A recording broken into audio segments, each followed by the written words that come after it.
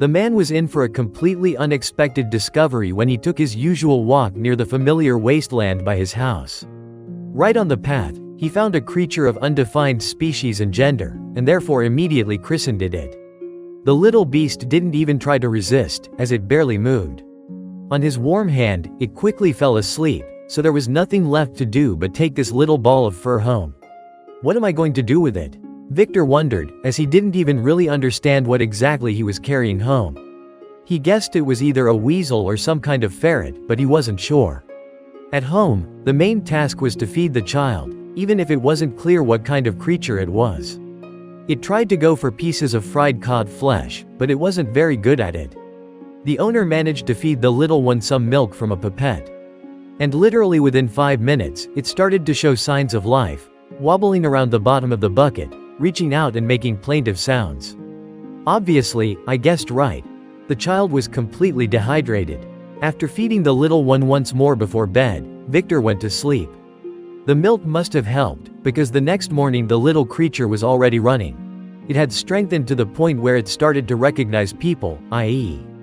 me, and grabbed at all my fingers in turn, clearly intending to kill them, as if it were a venomous viper. When the dog appeared, it started to scream frantically, clearly calling for some kind of parent. And when the nose got close to the baby's head, it fell silent and tried to find something it could get milk from. And now, it sits in the bucket, at my table, and I don't know who it is or what to do with it.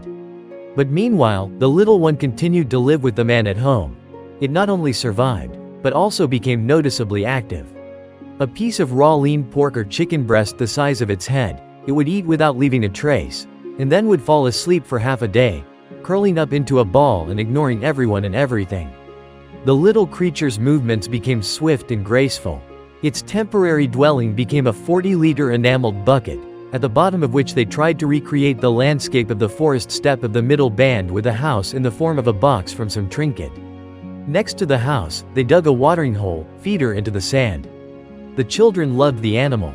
They simply fed it from a pipette in turns until it fell asleep in place.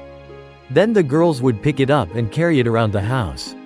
But one morning, when asked to babysit the child on their hands, in order to quickly domesticate it, Victor unexpectedly received a polite refusal. The tone of both daughters showed a noticeable cooling of interest in the fun that had emerged. It turned out that after another hearty feeding, the little creature, comfortably settled on the girl's hand, forgot or didn't have time to ask for the toilet, which greatly offended both girls. In short, the whole family got used to the little one who lived with them. Gradually, the weasel as the owners determined the species of the animal grew up and learned to hunt mice, which was very helpful in a large private house where there were plenty of mice.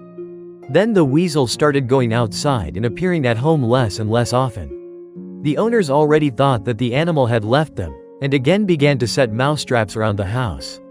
But recently, mice caught in mousetraps were bitten by something.